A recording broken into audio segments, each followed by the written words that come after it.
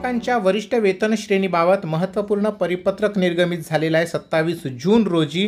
काय आहे सविस्तर वृत्त जाणून घेऊया। त्याकरिता व्हिडिओ पूर्ण बघा। चॅनलवर पहिल्यांदा आला असाल तर विनंती आहे, प्लीज चॅनल सबस्क्राइब करून बेल बटन दाबायला विसरू नका।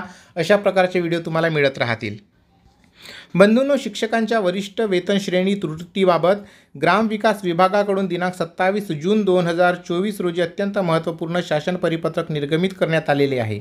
राज्य वेतन त्रुटी निवारण समिती 2024 कडे सादर करण्यात आलेल्या प्रस्तावाच्या अनुषंगाने बैठकीत उपस्थित राहण्याबाबत महाराष्ट्र राज्य वेतन त्रुटी कृती समिती तसेच अध्यक्ष महाराष्ट्र राज्य प्राथमिक शिक्षक समिती धंतोली वर्धा जिल्हा वर्धा यांच्या प्रति ग्रामविकास विभागाच्या उपसचिव कार्यालयामार्फत परिपत्रक निर्गमित करण्यात आलेला आहे।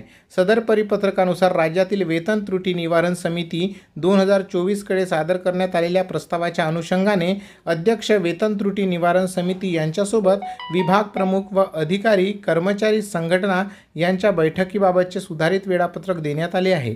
सदरच्या बैठकीकरिता ग्रामविकास विभागास दिनांक 2 ऑगस्ट 2024 रोजी सकाळी 11 ते 1 अशी वेळ देण्यात आलेली आहे। 7व्या वेतन आयोगामध्ये जिल्हा परिषदामधील प्राथमिक शिक्षकाच्या वरिष्ठ वेतन श्रेणीबाबत निर्माण होणारी त्रुटी दूर करण्याबाबत माननीय उच्च न्यायालय खंडपीठ मुंबई औरंगाबाद व नागपूर येथे रीट याचिका दाखल करण्यात आलेले आहेत। राज्य वेतन त्रुटी निवारण समिती 2024 समोर सादरीकरण करण्याकरिता पुढील प्रतिनिधी यांना सुनावणीकरिता संधी मिळण्याबाबत महाराष्ट्र राज्य वेतन त्रुटी कृती समिती यांनी ईमेलद्वारे कळवण्यात आलेले आहे। यामध्ये हेमंत संदरराव देशमुख, संतोष सीताराम वारंग, राजेश भास्कर दुर्गुडे, विक्रम भिकाजी वाघरे या प्रतिनिधींना संधी देण्यात आलेली आहे।